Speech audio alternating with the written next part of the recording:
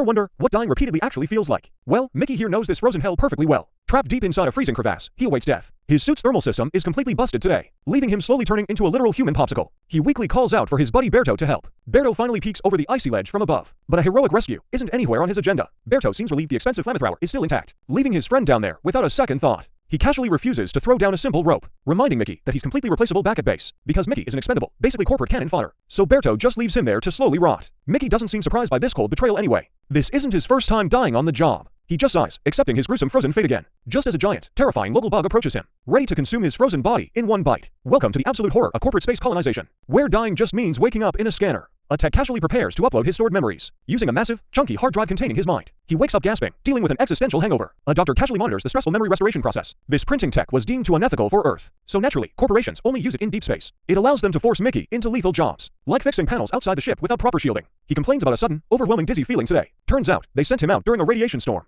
using his body as a literal cosmic radiation sensor, just floating there, waiting for his organs to melt. Command even asks him to remove his protective glove, and like a good employee, he obediently follows orders, immediately losing his hand to the freezing vacuum completely. Cue another horrific rebirth inside the metal printing tube. This time, he wakes up feeling significantly much worse, because the tech messed up the memory preservation dosage, cheerfully informing him he'll painfully bleed out soon. Why did Mickey agree to this endless cycle of pain? It all traces back to a highly idiotic friend. A guy who borrowed money from terrifying underground thugs, leading them on a desperate chase through dark alleys, until they were cornered by ruthless, unyielding loan sharks. Now they owe a fortune to a dangerous boss, a man who prefers extremely violent repayment methods today. Mickey and his friend are tied up and gagged, forced to watch a horrific execution right in front of them, as the boss casually enjoys his expensive steak dinner, while his goons prep a massive, terrifying industrial laser. Mickey watches, paralyzed by the absolute brutal reality. He realizes his only escape is leaving the planet entirely, so he heads to the crowded expedition recruitment center. The entire terminal is packed with desperate, terrified citizens. A reporter talks about the chaotic mass planetary exodus, highlighting the massive corporate push to colonize new worlds, led by a charismatic but deeply unstable failed politician, whose followers are frighteningly dedicated to his vague vision. They fervently believe he will save humanity out there. Mickey navigates the cultish crowds, just wanting a ticket. He officially signs his life away as an expendable. The recruiter looks at him like he's completely insane,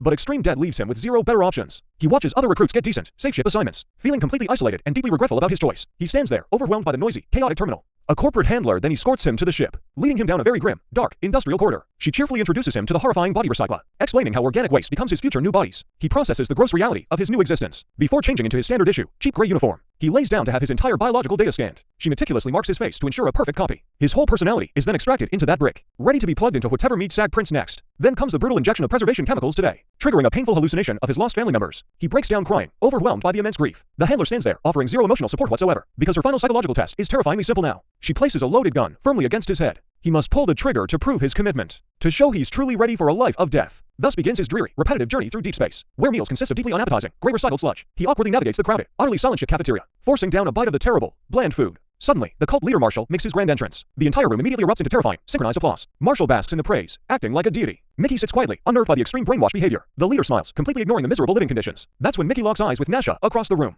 A rare, genuine connection in this bleak, sterile environment, sparking a secret romance against all the strict rules. While Marshall preaches about their sacred, grand cosmic journey, Mickey and Nasha find their own little private sanctuary. But Marshall's obsession with resource conservation reaches crazy heights. He aggressively declares a complete ban on all intimacy, claiming every single calorie must be saved for survival. The hypocrisy is staggering, but the crowd blindly cheers. Mickey and Nasha just secretly laugh at the absurdity, while Marshall raises his fist, cementing his absolute authority. The lovers secretly plan their rebellion in the shadows, finding joy in small moments while the ship suffers. But Mickey's grim reality always pulls him right back. Nasha is always there to gently prep him before missions, a tender touch before sending him out to die again. Because loving an expendable requires a very strong stomach. Back in the cafeteria, a guy asks a morbid question. Before Mickey can answer, Nasha fiercely intervenes right there. She physically defends him from the insensitive, probing jerks, showing exactly why she's an elite, highly trained officer. She was his only true protector throughout the voyage. They never hid their affection, defying Marshall's ridiculous orders, just trying to find humanity in a metal box. But the cycle of death is completely unavoidable here, as the ship finally approaches the new, frozen planet. It's a hilarious, bleak critique of modern corporate exploitation. Mickey navigates the cafeteria, trying to avoid any trouble. He sits down, hoping for a moment of quiet. But the constant threat of death always hovers nearby. He watches another body being carelessly dragged away again.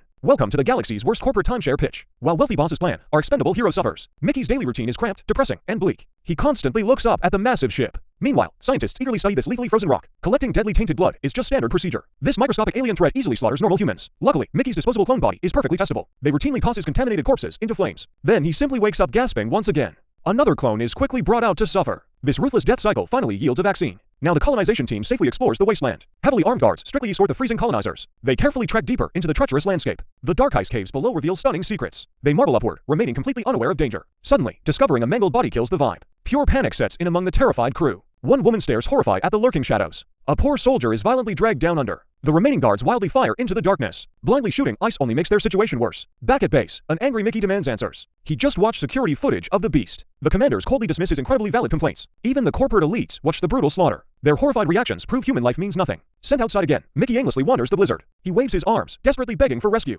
He frantically points his gun at looming shapes. A friendly driver completely ignores his desperate pleas. Suddenly, the unstable ice collapses beneath Mickey's boots. He plummets into the freezing, inescapable snowy depths. Frost quickly covers his face as death approaches. His so-called friend peers down, but does nothing. The creepy alien bugs claim another tasty snack. Thus, Mickey number 17 is officially permanently retired. Mickey 18 wakes up confused in the dark. He finds himself lying beside a massive beast. Tiny alien grubs crawl curiously around his body. He gently interacts with the strange little creatures. But then he notices his own dead predecessors. The frozen remains of previous Mickeys lie everywhere. A grub scuttles away across the snowy grave. Mickey stands up, realizing he somehow survived outside. The freezing wind violently bites his unprotected skin. He nervously looks back at the sleeping monster. Trudging through the storm, he desperately seeks safety. He sprints frantically across the endless white plains. A transport vehicle miraculously emerges from the blizzard. He recklessly leaps onto the moving cargo rig. The base guards are completely stunned by him. Mickey furiously demands to be let safely inside. But the stubborn driver refuses to open up. Mickey covers his ears against the roaring storm. He screams at them to open the doors. Barely surviving, he stumbles into the cargo bay. The massive vehicle safely parks inside the facility. Base personnel continue their mundane, dreary daily routines. Mickey quietly sneaks past the totally distracted crew. He carefully unlocks the door to his quarters. Stepping into the dark, he feels something wrong.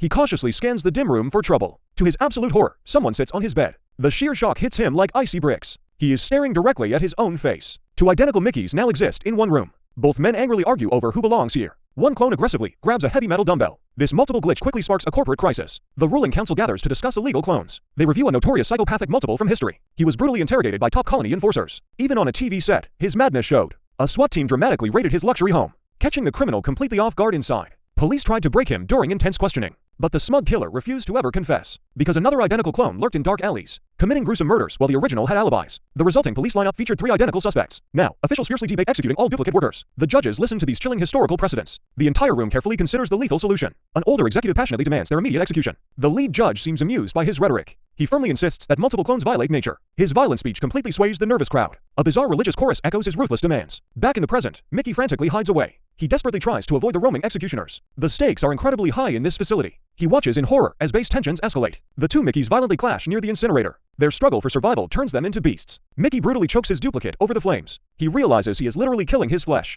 Deep guilt momentarily paralyzes the surviving young clone. He reluctantly loosens his deadly, strangling physical grip. Neither man truly wants to murder the other. Both clones pant heavily from the brutal exhaustion. Suddenly, the duplicate viciously kicks him backward. The fierce brawl resumes in the fiery room. Later, two shady workers sneak into the sector. Mickey secretly spies on their highly illegal transaction. They quietly exchange a rare, valuable chemical vial. This illicit deal proves that corruption runs deep. Mickey realizes this glowing vial is his ticket. The smug worker smirks, thinking he pulled it off. He confidently strolls toward the blazing incinerator pit. Mickey fiercely ambushes him for the stolen goods. A desperate struggle ensues on the slippery grate. The worker accidentally tumbles into the fiery abyss. He desperately clings to the slick metal walls. Mickey stares down, deeply conflicted about saving him. He grabs a glowing hot rod to extend. The trapped man reluctantly grasps the burning pole. Another worker spots the chaotic scene from above. The fallen man screams as heat sears him. Mickey forcefully yanks him out of the inferno. The two men collapse, sharing a bizarre relief. The saved worker genuinely thanks his unlikely rescuer. The female observer remains deeply suspicious of everything. Ultimately, Mickey realizes surviving this colony is impossible. Welcome back to this wildly absurd sci-fi nightmare. Mickey cautiously peeks around the dark industrial corner. He quietly navigates the dimly lit metal hallway. A ridiculous giant pigeon abruptly blocks his path. The bizarre bird hands him a golden invitation. A guard quickly photographs Mickey with his prize. The absurd trio marches him down the corridor. Mickey's awkward photo broadcasts to the whole colony. He stands frozen, utterly bewildered by the spectacle. Later, Mickey attends a lavish, deeply unsettling dinner. The eccentric host, Marshall, smiles with sinister charm. Marshall and his wife whisper unsettlingly to him. Mickey hesitantly stares at the questionable red meat. A dark-haired woman silently observes the bizarre feast. She finally takes a seat at the table. Marshall continues speaking with chilling, absolute, terrifying conviction. The newcomer listens intently to his twisted philosophy. Marshall passionately defends his macabre vision of purity. The atmosphere grows increasingly uncomfortable for poor Mickey. The host gestures grandly, ignoring everyone's silent panic. His wife nods, fully supporting his terrifying ideals. Marshall continues his unsettling monologue without any shame. The hosts share a sickeningly sweet, terrifying moment. The wife speaks softly, masking the true horror. Mickey nervously tries to eat the strange meal. The blue-coated woman watches him with grave concern. She suddenly closes her eyes in silent prayer. Marshall looks surprisingly solemn during this unexpected moment. The woman continues her desperate, silent plea above. Then, the hosts dramatically throw their hands up. The whole room erupts into a bizarre celebration. The staff joins the absurd, cult-like cheering loudly. Suddenly, chaos erupts as Mickey dramatically collapses down. Medics scramble frantically to help the fallen guest. They hover anxiously over his rapidly deteriorating body. Marshall looks profoundly disturbed by this sudden interruption.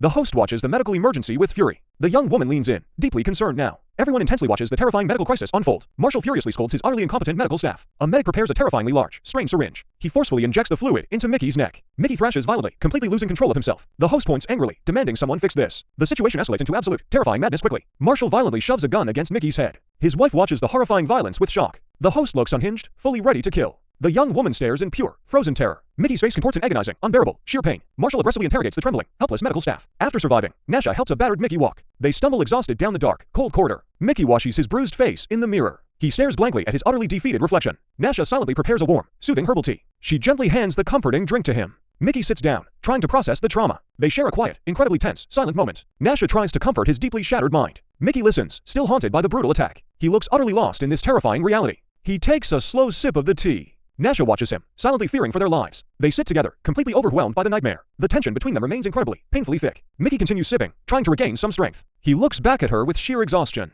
They briefly hold hands in the dim light. The connection provides a fleeting moment of peace. They lean in closely, seeking some desperate comfort. Their faces are inches apart in the dark. Mickey suddenly storms down the hallway, completely furious. He aggressively pushes through the heavy metal door. He enters the room, clearly ready for confrontation. Nasha touches his face, trying to calm him. She desperately attempts to soothe his raging anger. Shockingly, another Mickey is already in the room. The two clones stand awkwardly, identically marked red. Nasha touches their numbered chests in pure disbelief. She erupts into hysterical, deeply uncomfortable, manic laughter. The drug paraphernalia sits silently on the table. The original Mickey awkwardly talks to his clone. Nasha angrily shoves one of the confused Mickeys. She tries to process this impossible, bizarre situation. The absurdity of having two lovers overwhelms her. The three of them lie awkwardly in bed. Nasha passionately kisses one Mickey in the dark. They share a deeply strange, intensely intimate moment. The other clone shifts uncomfortably in the bed. The bizarre romantic encounter continues in the shadows. Mickey lies alone, contemplating his incredibly weird existence. Nasha silently gets dressed to leave the room. She walks away, leaving the confusing clones behind. Nasha angrily storms up the metal staircase alone. She violently confronts the blue-coated woman right there. They exchange incredibly heated, fiercely aggressive, angry words. Mickey angrily points and shouts in his room.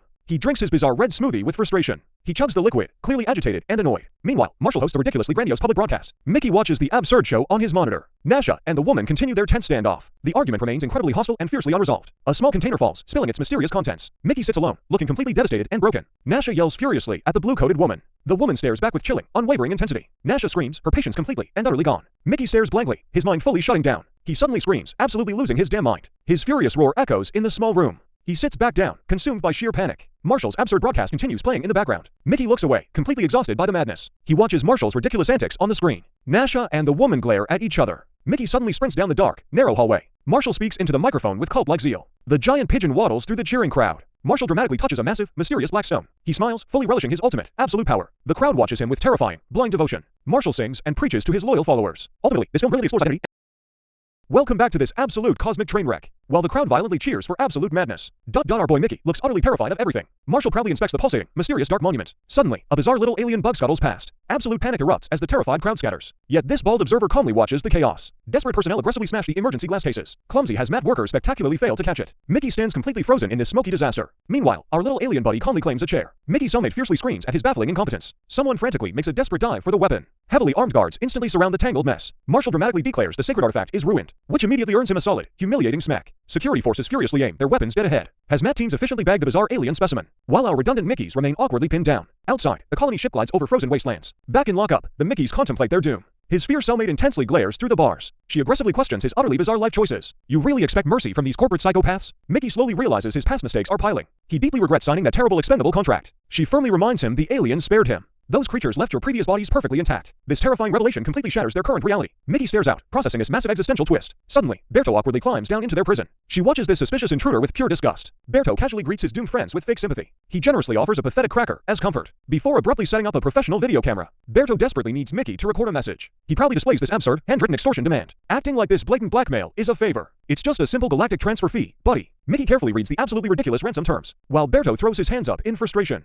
The fine print guarantees Mickey's painful, impending death. Berto aggressively points, demanding his friend's immediate compliance. Mickey sits paralyzed by this devastating personal betrayal. Berto leans in, laying on the thickest guilt. Please do this, or the loan sharks kill me. Mickey silently absorbs this wildly selfish survival plea. Berto launches into an incredibly dramatic crying meltdown. This man genuinely deserves an Oscar for this. Suddenly, a guard raises a weapon, causing panic. The ruthless enforcer coldly aims at the prisoners. The cellmate glares at this escalating, absurd madness. Berto casually glances back, completely abandoning his friend. Mickey realizes he is utterly on his own. Left to face this grim, inevitable corporate execution, Berto thoughtfully admires his own cowardly escape plan. Mickey defeatedly rests his heavy head against bars. He slowly accepts his endlessly repeating tragic fate. Berto smirks, fully enjoying this twisted survival game. But wait, someone suddenly attacks the armed guard. Next thing we know, Berto is knocked cold. The cellmate intensely watches this sudden violent reversal. Mickey stands completely frozen by this brutal rescue. She quickly reviews the ridiculous ransom note together. We suddenly cut to busy researchers in hazmats. Mickey is helplessly strapped into a brain machine. A cheerful scientist proudly displays the captured specimen. Our boy is treated like a fragile experiment, held tenderly like a bizarre, completely expendable baby. He stares blankly into the cold, clinical void. While outside, an endless swarm covers the landscape. The frantic leadership desperately scrambles down metal corridors. Security personnel nervously monitor the rapidly advancing army. It's an absolute avalanche of aggressive native biology. The entire colony base is now hopelessly surrounded. Mickey realizes his terrible day just got worse. The lead researcher looks completely shook by this. They urgently transport the creature for emergency testing. The chef elegantly slices the poor alien's tail. The scientist seriously considers the grim biological implications, while tactical screens display the terrifying encroaching swarm. The chef confidently holds a freshly blended smoothie. The prisoners are forcibly gathered around the pit. Marshall sadistically brandishes a glowing hot metal rod. He violently threatens Mickey with the burning weapon. Mickey's bruised face screams, "I hate this job." A technician slots Mickey's drive for permanent deletion, confirming his past lives are being completely erased. His fierce cellmate passionately argues against this execution, but Marshall is too busy enjoying exotic snacks. The bald observer silently listens to this debate. Marshall confidently points at the tactical swarm monitors, proving arrogant corporate management is the deadliest threat. Mickey realizes they are stuck in this suicide. She bravely calls out his incredibly fragile ego. You realize those creatures actually saved his life. Marshall dramatically throws his hands in pure disbelief. Why should I care about your space bug diplomacy? The Mickeys just stand there, awaiting their fate. Marshall laughs like a completely unhinged comic book villain. He proudly explains his genius toxic extermination plan. His wife nods, equally disconnected from actual reality. They both stare down into the fiery destruction. The scientist awkwardly smiles, knowing this is terrible. Marshall suddenly turns, furiously commanding his loyal forces. The cellmate watches this absolute madness in horror. She practically screams at his baffling, deadly incompetence. Mickey realizes his life is officially ending today. Marshall loudly defends his glorious planetary genocide strategy. The crew cruelly dangles the captive alien bait. Marshall confidently struts away, awaiting his anticipated victory. The bait is slowly lowered toward the incinerator. This veteran observer clearly knows this spells disaster. The tactical camera closely monitors the biological bait. The scientist nervously points out rapidly changing metrics. Marshall proudly watches the monitors, eager for destruction. The entire command team waits for lethal deployment. The bald agent quietly suggests a darker alternative. Perhaps we need a more personal tactical touch. He seamlessly manipulates the toxic couple's suicidal plan, because nothing says leadership like forcing expendable bombs. They literally strap massive explosive vests to Mickeys. The elite couple gleefully arms their suicide vests, confident that throwing bodies at the problem works. Our two Mickeys bravely step out into storm. Welcome back to the absolute worst job in space. Being an expendable clone means you get zero respect. Our boys are literally locked out in a blizzard. Ruthless guards force them straight into the frozen wasteland. A friendly shove reminds them they are completely disposable. Their only survival tool is a sketchy alien translator, armed with just words against a literal monster invasion. Mickey takes a deep breath before his diplomatic suicide. Meanwhile, the toxic brass prepare their cowardly backup plan. The massive mama bug emerges from the blinding snow. Mickey bravely tries to negotiate with the giant beast, hoping this janky translator actually speaks fluent giant bug. He awkwardly explains that his leaders are utter garbage. Back inside, the tech guys monitor this bizarre standoff, while Nasha is literally dangling over a fiery pit. The villainous commanders observe the meeting with pure malice. Their fingers itch to press the remote detonation button. They maliciously plan to blow up clones and bugs. The mama bug actually stops to listen to Mickey, proving she has more empathy than human leadership does. Mickey realizes these creatures aren't just mindless killing machines, but his own survival hinges on a fragile understanding. The mama bug senses the tragic truth about humanity. She knows humans kidnapped and murdered her alien baby. Mickey's face drops as the horrifying reality sinks in. He is trying to apologize for crimes he didn't commit. The two clones stand paralyzed before the grieving mother. She mourns her lost child in the freezing storm. A tragic moment ruined by the impending human betrayal. Suddenly, the rest of the monstrous swarm surrounds them. Hundreds of angry bugs ready to avenge their kin. Mickey frantically radios base, begging them to stop attacking. A smaller bug screeches directly in his terrified face. The sheer noise of the swarm is absolutely deafening. Things are escalating from bad to a literal nightmare. He screams for the commanders to hold their fire. But the corrupt leaders are already locked into violence. They watch the chaos unfold with sick, twisted satisfaction. Someone discovers the crude drawing outlining the baby kidnapping, confirming that this entire war was completely avoidable. The bald official smirks, enjoying the unfolding clone massacre. They track the swarm's movement on the tactical monitors, treating this massacre like an entertaining game of chess. The commander arrogantly points to his shiny detonation device. He is practically begging for an excuse to push it. Meanwhile, a rebellion starts brewing within the base walls. The crew is sick of being treated like cannon fodder. Outside, Mickey still tries to reason with the mama. He looks deep into her ancient, soul-piercing alien eye. Inside, evidence of the brutal baby murder is incinerated. The military forces deploy their heavy, armored assault rovers, rolling out into the blinding snow to exterminate everything. The bald guy broadcasts his pompous orders to attack. Another officer screams through a megaphone like a maniac. The human forces are completely blinded by their hubris. Back inside, Nasha struggles against her fiery death trap, but the base crew finally decides to mutiny properly. Armed guards turn their weapons on the corrupt leadership. Nasha breaks free, ready to take her overdue revenge. The mutineers quickly seize control of the command center. The evil blonde commander is tackled to the floor. She screams in absolute terror as power shifts instantly. The lead mutineer ensures the base is finally secure. The true heroes take charge to fix this mess. Outside, the combat rovers face the unstoppable alien horde. The toxic commander looks confused as his comms fail. He realizes his safe little command structure just collapsed. Nasha makes a desperate dash through the facility corridors. She is carrying the rescued alien baby in her arms, rushing out into the deadly blizzard to save humanity. Mickey watches in utter shock as Nasha arrives. She heroically brings the lost child to its mother. The mama bug tenderly receives her precious stolen baby. A beautiful moment of interspecies reconciliation finally happens, but the power-hungry commander is still out for blood. He stares down the massive swarm, completely outmatched. The bugs prepare to absolutely demolish the human vehicles. His lackey panics as the alien wave crashes forward. The commander stubbornly orders his men to fire rockets, completely ignoring the successful peace treaty Mickey just forged. A massive rocket explosion rips through the alien swarm. It is a devastating blow to the fragile peace. A terrified soldier bails from the doomed attack rover. The bugs immediately overrun the pathetic human combat vehicles, tearing the armored rovers apart like cheap tin cans. Mickey cowers beneath the mama bug to survive the chaos. He realizes the commander is about to detonate the vests. Mickey lunges, desperately trying to stop the suicidal detonation. But the badly injured commander spitefully presses the button, choosing mutual destruction over a peaceful alien resolution. A massive nuclear-level explosion erupts in the frozen wastes. The blonde commander shrieks as her wicked plan backfires. Nasha and Mickey watch the apocalyptic blast in horror, shielded from the deadly blast by the mama boog's embrace. We cut 2 months later, celebrating a bright future. A ridiculous mascot hypes up the post-war clone ceremony. Nasha, now the new leader, addresses the freed clones. She proudly announces the end of the expendable program. The remaining crew members smile, finally tasting true freedom. Nasha honors Mickey for his incredibly brave diplomatic sacrifice. Mickey holds a symbolic detonator to destroy the cloning machine. He officially ends the cycle of endless clone deaths. Nasha's speech marks a beautiful new era of peace. Mickey smiles, knowing he actually survived a sci-fi nightmare. But this peace didn't come without a heavy price. The toxic old leaders rot away in cold prison cells, while the mutineers clean up the leftover industrial mess. The grim reality of their past still haunts them, showing just how brutal the previous regime truly was. Even the political trials were absolute chaotic mudslinging matches. Yet Nasha stood tall, reshaping humanity's dark destiny forever. Mickey supported her every step of the grueling way. They even managed to study the aliens peacefully now. Mickey visits the mama bug in a glowing cave, continuing their strange but deeply respectful interspecies dialogue, proving that communication is always better than blind violence. He uses the device to build a lasting friendship. The scientists study the alien world without destroying it. A gorgeous alien sunset symbolizes their brand new beginning. Mickey returns to the base, contemplating his wild journey. He climbs down into the now inactive cloning facility, walking past the very machines that once endlessly killed him. He looks at the deactivated pod, finally feeling safe, concluding a brilliant film that masterfully blends sci-fi satire. But wait, the evil blonde commander is secretly hiding. Ever wondered what absolute existential dread actually tastes like? Well, Mickey is about to find out the hard way. The ruthless blonde commander demands his unwavering, blind obedience. He hesitates, deeply unsettled by her bizarre, cryptic request. She just stares him down with a chillingly cold demeanor. Without any hesitation, she activates the dreaded cloning machine. Mickey realizes his worst nightmare is actually happening again. He slowly turns toward the loudly humming, glowing pod. Inside lies a naked, perfectly formed identical new clone. The horrifying reality of his disposable life fully sinks in. She stands proudly beside the newly printed human replacement. Her cold eye shows zero empathy for his endless suffering. She even offers a fresh blood drop as ultimate proof. Suddenly, the scene shifts to a strange, massive public celebration. Giant explosions erupt behind a fancy ceremonial outdoor podium. Mickey claps along, completely numb to the surrounding absurd madness. Thus concludes the wonderfully twisted tale of Mickey 17. Director Bong Joon-ho delivers an absolute masterpiece of dark comedy. It perfectly skewers modern capitalism and extreme corporate greed. This film constantly subverts typical science fiction genre expectations. It boldly asks if life matters when you are printable. Robert Pattinson anchors the entire film with a brilliant performance. His deadpan reactions make the morbid premise incredibly, darkly funny. The supporting cast adds many layers of delightfully quirky humor, while the narrative occasionally feels a bit too structurally chaotic. The sheer audacity of the sharp script keeps you invested. The visual contrast between icy landscapes and sterile lamps works. It highlights the coldness of this futuristic society perfectly well. The practical effects for the clone bodies are surprisingly grounded. They make the horror of endless replication feel viscerally real. Toni Collette is an absolute standout as the ruthless villain.